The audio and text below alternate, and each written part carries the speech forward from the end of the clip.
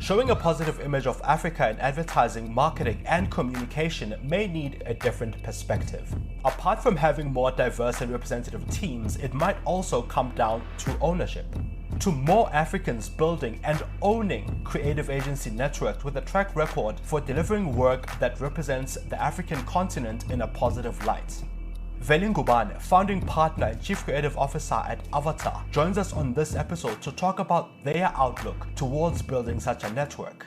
He's also the co-founder of M&N Brands, a holding company with diversified investments in leading advertising, media, and communication businesses. Would agency networks that are owned by Africans make a difference in brand communication? Is ownership part of the answer to a more transformed creative and brand communication industry?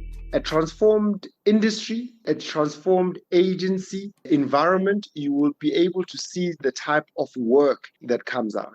He believes it starts with respecting the market, gathering and distilling insights in a way that leads to relevant work. Veli also notes that telecommunications brands from Telkom, MTN, Vodacom, and Cell C have all shown exemplary diversity in their work, in how these insights contributed to their creative output. Enjoy this episode. Welcome to The Lead Creative, where we talk to the creative minds behind some of the leading brands, businesses, organizations, and top ideas that we all love. Our chats range from building brands, conceptualizing new products, strategy, and building businesses. I'm your host, Mongezi Mtati. Veli, it's great to have you with us. Thank you, Mongezi. Thank you for the introduction. I'm happy to have this conversation with you. Avatar and M&N Brands, Veli, have been on a drive to acquire some creative and niche media outlets. Can you take us into your thinking around how this is part of your growth strategy as Avatar? Okay, maybe it's relevant to start with the environment in which we operate in, which is the advertising industry, both locally and the rest of the continent. When we look at the players that are operating, we see that a lot of the agencies have got large foreign ownership, and this goes across the continent. And then you look at the players that have got the access to market, you find that a lot of the bigger agencies are internationally aligned. Now, when you want to change an industry, ownership is the fastest way to change a certain industry. So when we talk transformation, when we talk about the societal changes that transformation requires, ownership becomes a very important pillar to that. Now, that is the foundation of the thought of M&N Brands. That's the foundation of the thought of us founding Avatar Agency, M&N Brands for Africans, by Africans, and that's very significant. So transformation should take different stages, which is the awareness, where people are talking about the need for transformation, but it should progress to action, to say, what then must be done. Now, what we know for sure is that human nature, and just traditionally and historically as well, we've seen that people with power are very reluctant to give that power away. It's just the reality of the human condition, and based on the history, we've had hundreds of years where the transformation agenda has been talked about. Recently, in our democratic dispensation, we've had 26 years of talking about it, but it must lead to some sort of action. Now, ownership and founding and building our own networks as Africans, as Black people, as the people that are disempowered, now becomes a more powerful and faster tool to make sure that we have a play and an opportunity in building this industry. So you said a lot of, very critical and significant things there, Veli, and I want to ask a couple of questions around them. So one of these things, so there are two parts here. The one, we talk about transformation, we talk about diversifying the industry, we talk about a representative industry. What does that picture look like? When we say we've reached it, we are transformed as an industry in advertising, communication, marketing, wherever it is, what would that look like is the first part. And the other is we talk about changing an industry. We know what the status quo is. but what's the change that we're moving towards so that we know when we are there and say, okay, we've changed now, we're transformed, we've arrived? It works in two parts. It's the work, which is the output of a transformed agency and then a transformed industry. So the less we have the type of work that led to protests, like your clicks work, like previously your H&M work, and other potentially offensive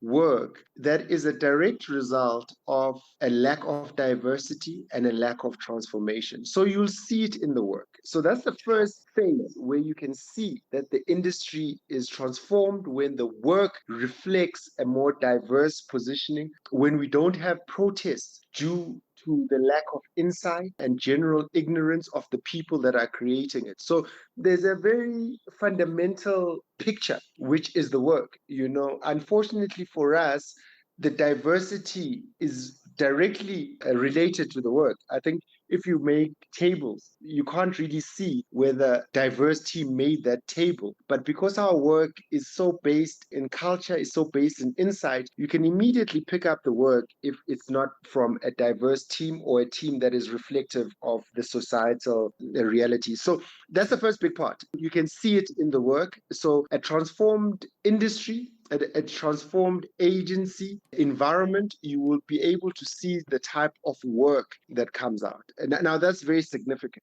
all right?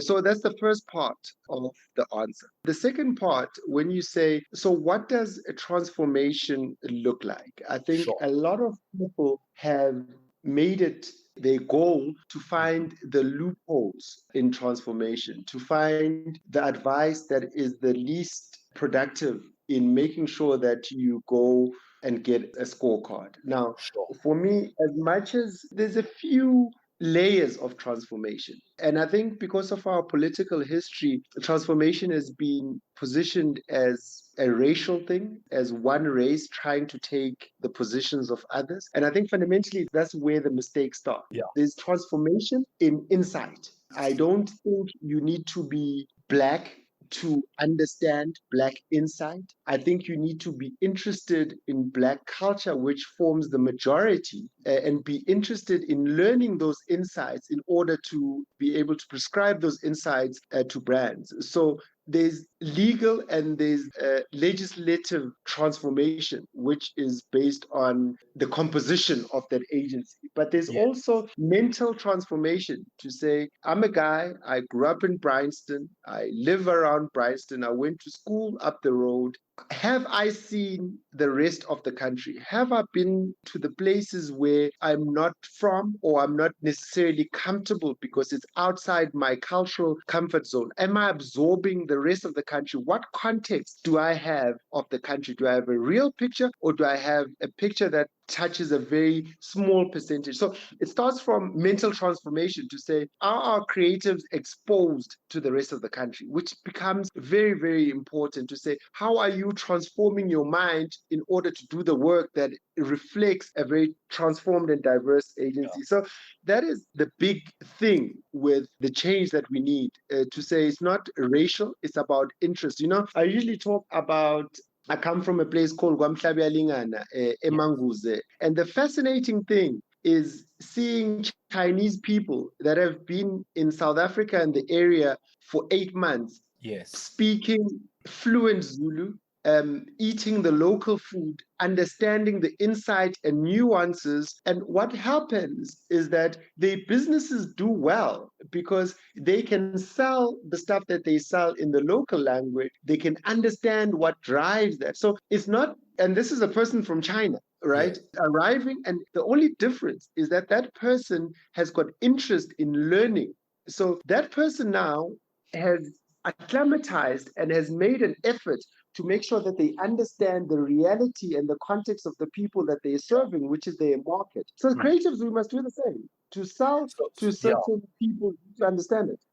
Yes, I get it. Yeah, I mean, to in part get the cultural context of those people, not just as almost numbers on a screen or sets of behaviors from, call it a survey, but understanding those people and having that reflect in the kind of work that goes out there. to communicate with those people. That's precisely it, Mungezi. And once our industry gets to that understanding, then our industry can grow because that is what grows the industry. We have a very unique art of convincing people to buy stuff or to use certain services. Now, the prerequisite for that should be understanding those people. And the more you understand those people in a very intimate way, the more you can be able to do your work of selling stuff to them or offering them a service that they need. Now, lastly, you asked about what does that actually look like. Mzamo Masito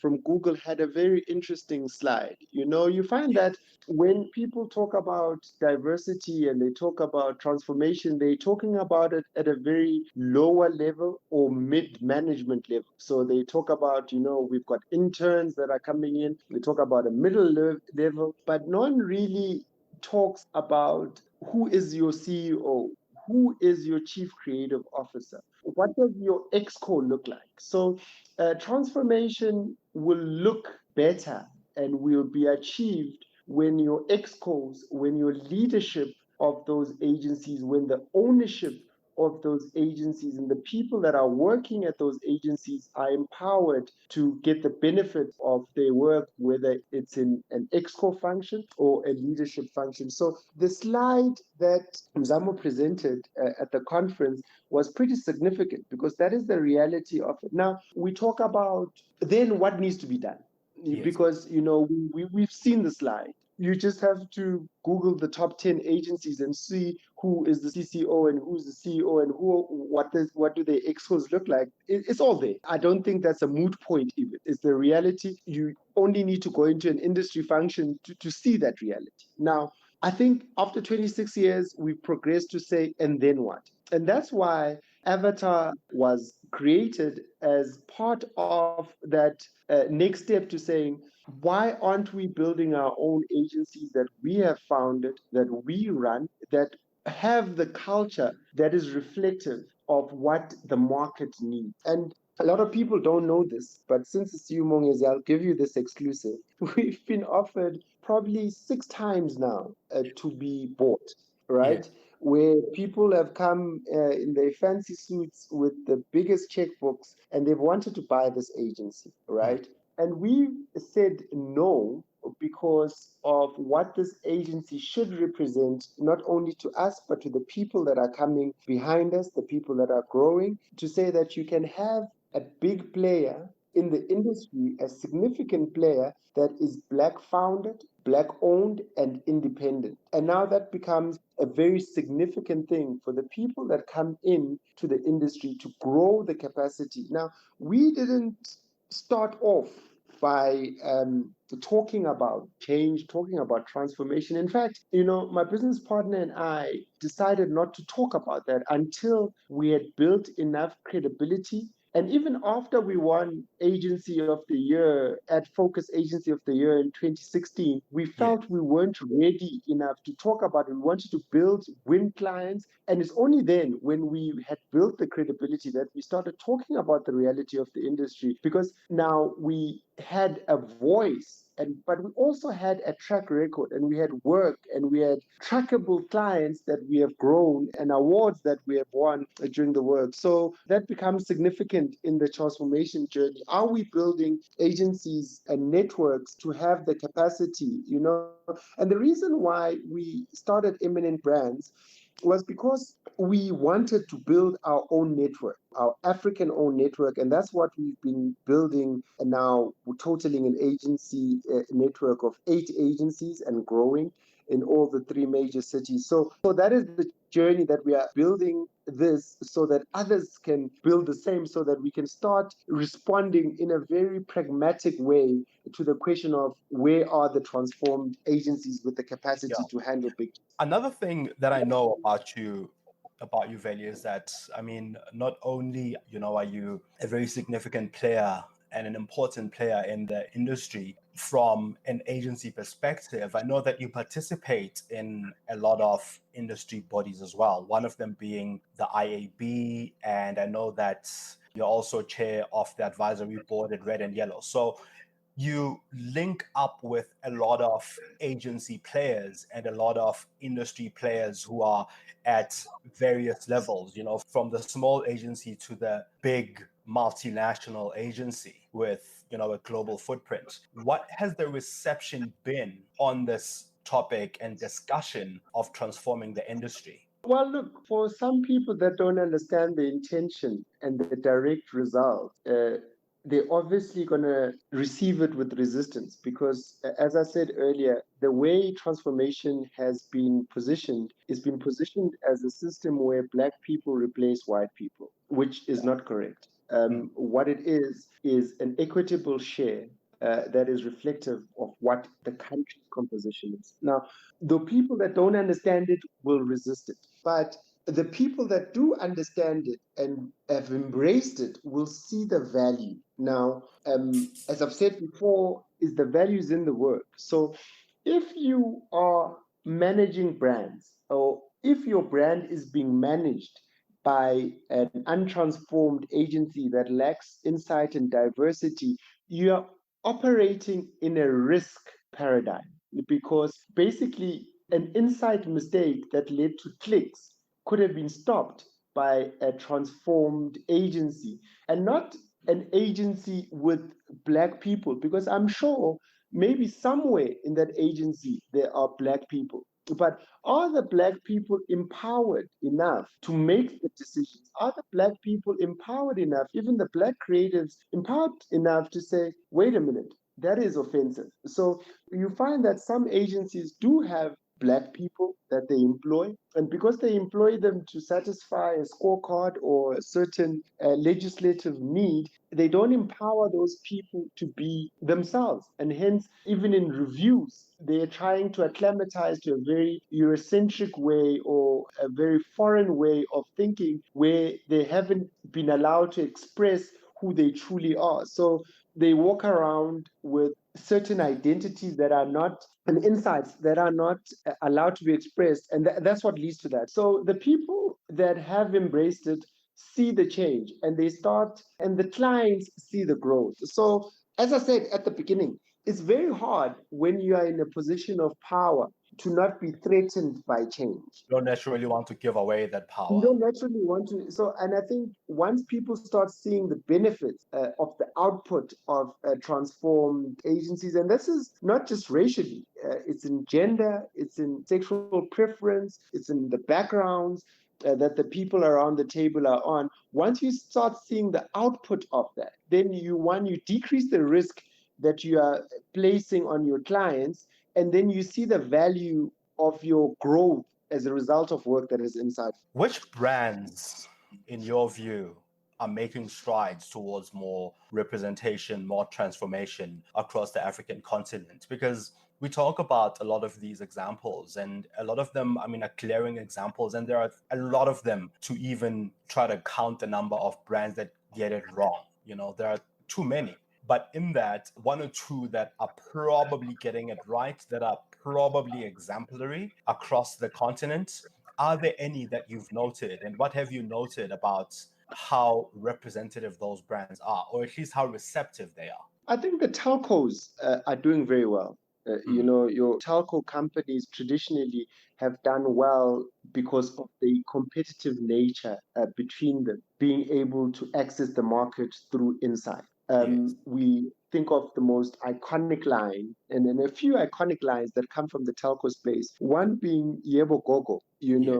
At the time, Yebo Gogo, in a sea of very English-based communication, was refreshing, and it got the market. And you could see how Vodacom grew because of that. You've got the Ayoba campaign. It came at a time where the young people needed something that is as close to the culture as possible. And that's why Ayoba was huge, because it was a response to an insight, especially getting the youth marketed. MTN did well there. You look at Telkom with the Molo Mhlobam, the iconic ad of Molo Mhlobam, which was richly based in insight and was very close to the consumer. Hence the success of it. Even Sell See for Yourself, it was very townshipy in its breaking of the mold of for yourself. It was almost Yes.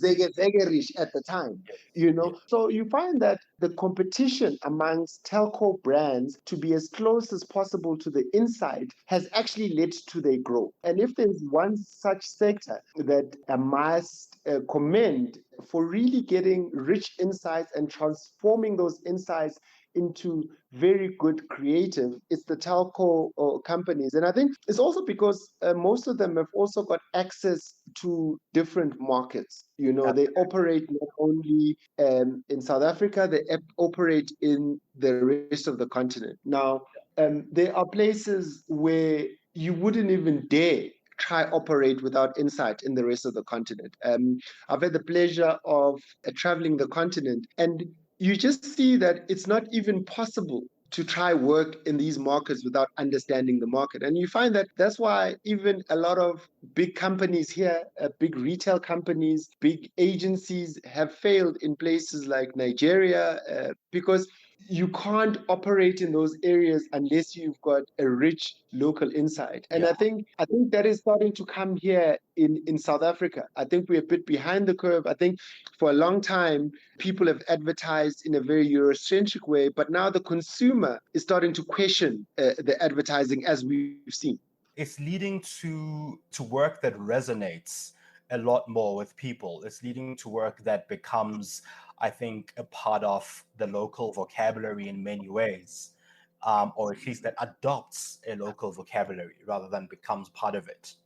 Definitely, it leads to authentic work. And that's why transformation and Black owned, Black founded agencies are important, because they respond naturally to that. When I review a campaign, I usually joke and say, I'm one person that has gone from LSM1 to whatever LSM I am now, but Yes. I've been an LSM tourist. You know, I've Yes. lived in the township. I've lived in the rural areas.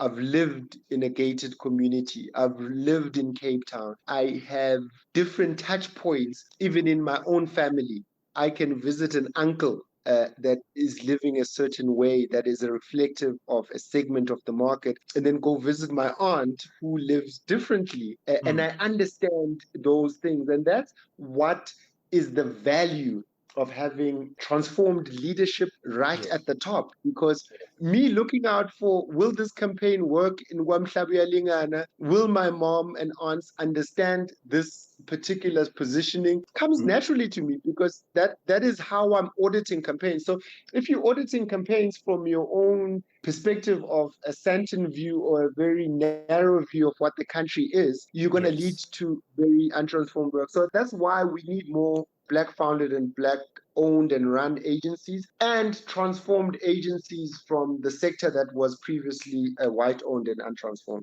So, Veli, how different is the creative approach in agency networks that are African owned in comparison to global players, especially when those global or international players purport to be entrenched in the local culture? Well, it's hard for me to comment on them because I've never worked for them. But what I can do is comment on our culture as Avatar and what we have built. So, what we have built is an environment where creatives can use insights to benefit brands, understand the market enough to be able to communicate to that market. Now, that is fundamental for us. We've created an environment where people can express themselves within the structures of the agency and the structure in which we want to have the work. We have a system called ROI, which determines if the work is relevant, if the work is original and insightful. Is that work going to excite the market, and is that work going to be relevant to that market? Now, that's how we do our work. We Sure, want to make sure. sure that in a room there's diverse people. So Hmm. it would be hard for me, because I haven't been in those boardrooms, to comment on how Sure. international agencies work. But Yeah. as an independent Black owned agency, the people around the room need to be diverse. The people Yeah. around the room need to be empowered to contribute, regardless of who's sitting in the room, whether it's a Absolutely. CCO, whether it's a creative director, an intern, a junior should be able to say, wait a minute, that's not right, or wait a minute, this is right, you know? Yeah. or I think this. Yeah. So what I'm also getting is that there should also be the culture of empowering voices within the agency and within the industry that are not necessarily in top leadership positions, because insight can come from, I suppose, anywhere, from anyone's experience. And those experiences need to be brought into and reflected in the work.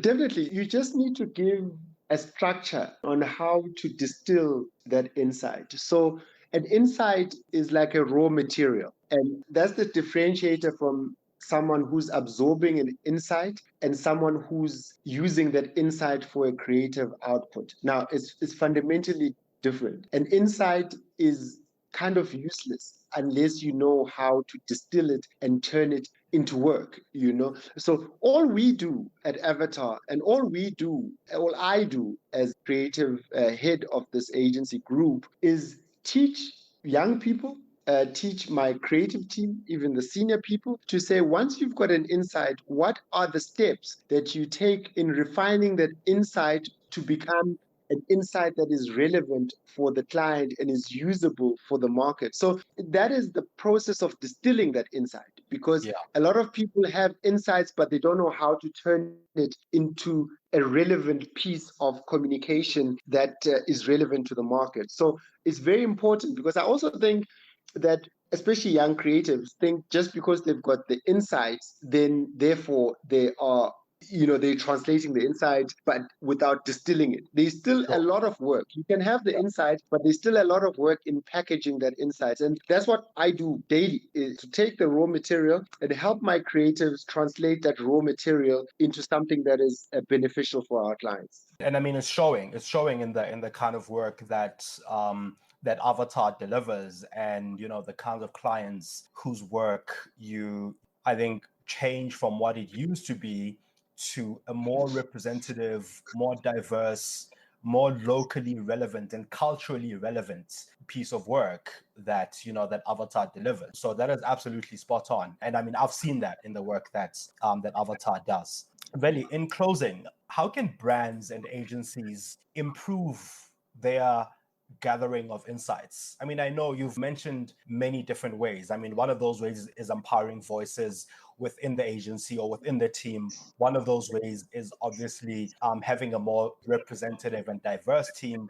One of those ways, as you've just mentioned, is to distill the insights in a useful way for clients and for the brand.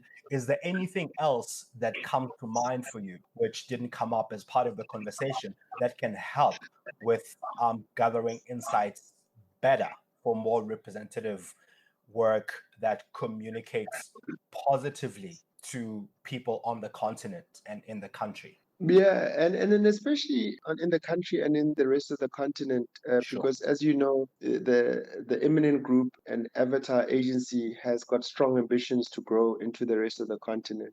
There's a basic principle, and Mm, that is respecting your market.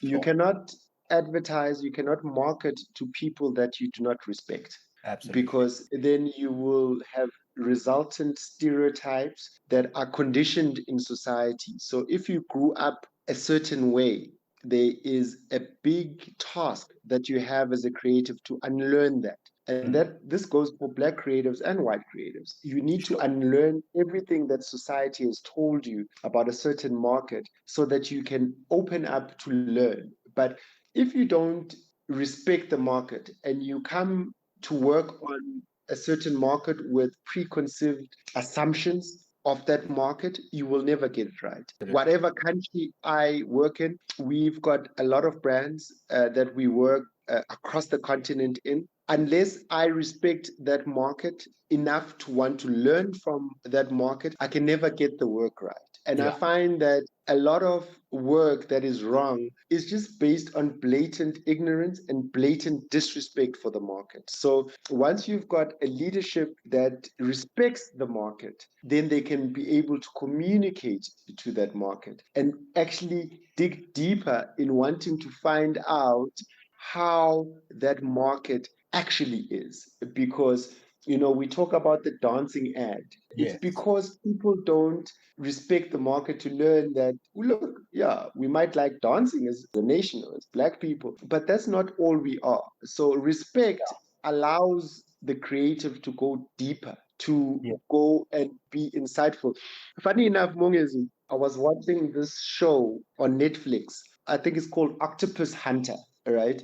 And Yeah. that's precisely how creatives should be. So this guy goes into following this octopus and understanding how this octopus lives, what are the threats from the pajama shark. And that's Yeah. how we should be. So he goes into the environment, he respects the environment, and he observes how the octopus moves, what is the behavior of the octopus. So being inquisitive and always wanting to learn, but it starts Yeah. with respect. You Yeah. cannot market to someone you don't respect. All right. Wow, that's a powerful place to end, Veli. Thank you very much for your time. It was an absolute honor to have you on the show. Thank you for listening to The Lead Creative. Did you get one insight that's worth sharing from this episode? Please share it with a friend or anyone who might like it. Pop me some of your ideas and innovative finds on Twitter @Mongezi.